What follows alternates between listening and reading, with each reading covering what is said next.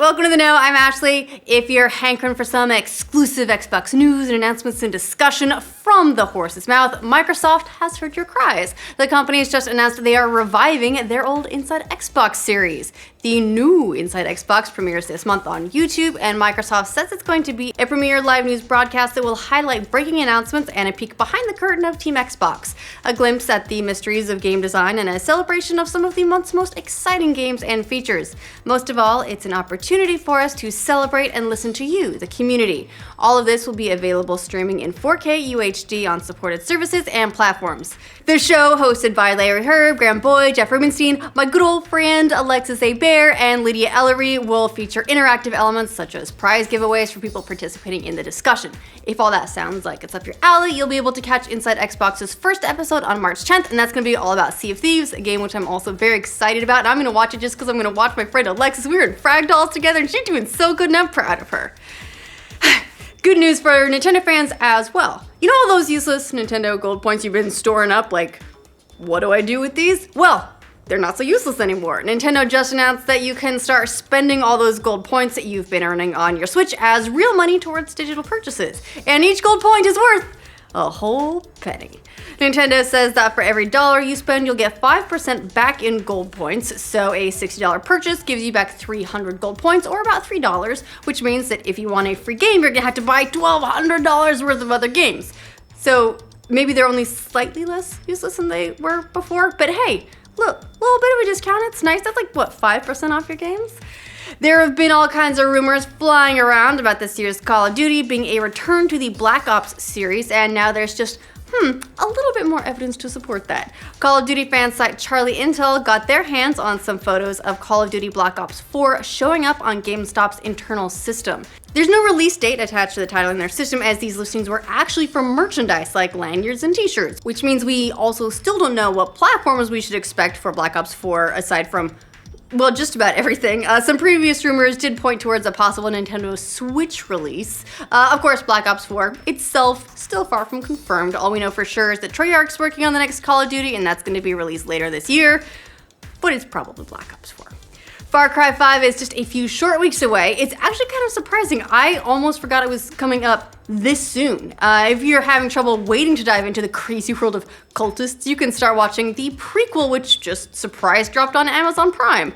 Far Cry 5 Inside Eden's Gates is a 30-minute short film that gives you a little bit more information about the setup of the title's antagonists, with the movie following a group of vloggers looking into the cultists.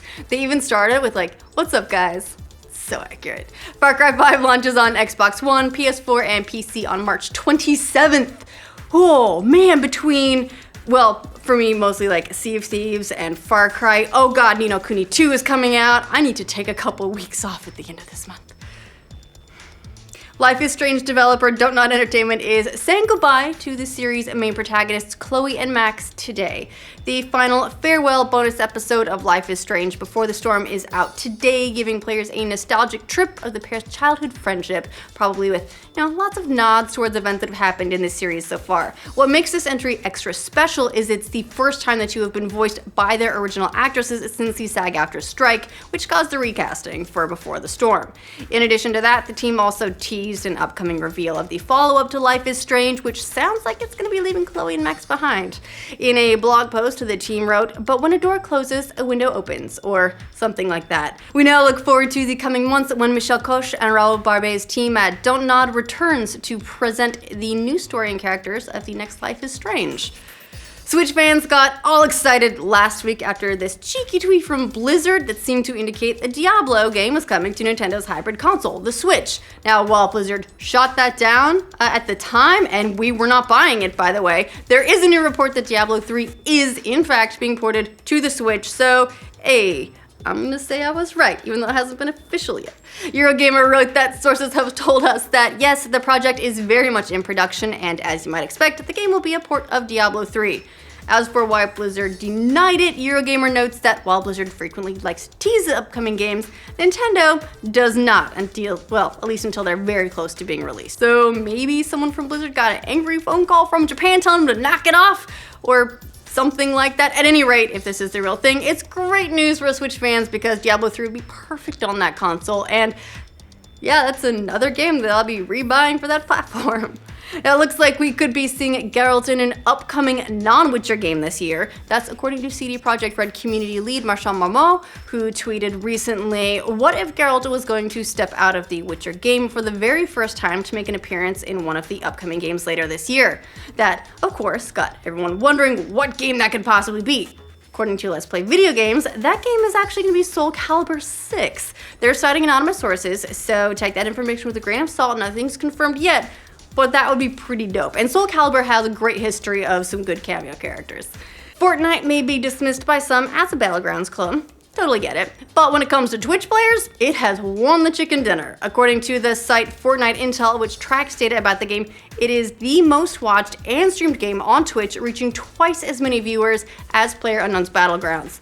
Over the past 14 days, it's been watched for a total of 4,882 years and 208 days, edging out League of Legends, and it's been streamed for a total of 246 years, wow, and 231 days, which is twice the total of PUBG.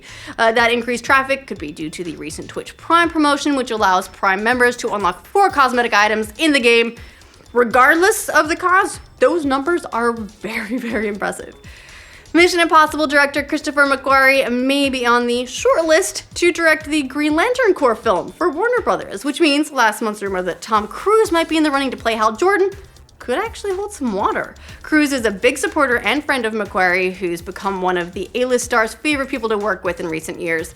And the story will reportedly put Hal Jordan in a leadership role within the Green Lantern Corps, who will take on a new recruit, John Stewart. These are 2 of the more popular takes on the DC superhero in the comics, and seems like a good fit for Cruise if they want to make kind of a cosmic buddy movie. Take this all with a grain of salt, of course. The rumor comes from that hashtag show, who've been pretty accurate with their information recently, but remember, until contracts are signed, nothing is certain in this business or any other. This year's Academy Awards telecast scored the lowest ratings in Oscar history. I guess people aren't watching fish-boning monster movies win awards, which is a tragedy. Nielsen clocked the ceremony as drawing an average of 26.5 million viewers, down 20% just from last year. Some analysts are blaming low interest in the Best Picture category. Certainly true, the highest rated Oscars are the ones with the giant blockbusters in the running, which they didn't have as much this year. The year Titanic swept, for instance, holds the record for viewership with over 55 million pairs of eyeballs.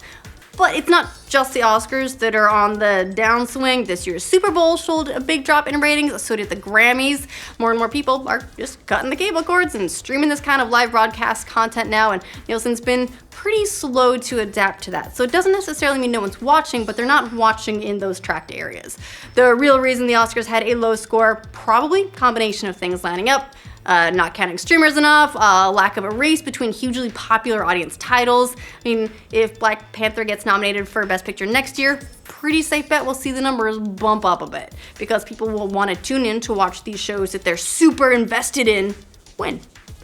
Net neutrality might be dead at the federal level, but not in Washington state. With a signature from Governor Jay Inslee, Washington just became the first state to pass a law to protect net neutrality at that state level, which is the idea that ISPs can't prioritize certain sites or services when it comes to internet speeds. That's come under attack in recent months after the FCC voted to roll back those protections. In signing the bill into law, Inslee said, "We've seen the power of an open internet. It allows a student in Washington to connect with researchers all around the world or a small business to compete in the global marketplace. It's allowed the free flow of information and ideas in one of the greatest demonstrations of free speech in our history. The law will prohibit ISPs from blocking legal content and will prohibit them from throttling traffic based on what content people use. It'll also prohibit ISPs from favoring certain traffic for the company's own benefit, which we've already seen AT&T start to do." So yeah, pretty cool move at the state level, and we'll see what other states follow suit. All right, that is the news for this roundup. Let us know what you think of all these updates in the comments down below. To make sure you get all the news from every corner of the internet every weekday, like this video, and hey, if you're new to this channel, subscribe to the know. A premiere live news broadcast showing up on GameStop's internal system. There's no release date attached to the title.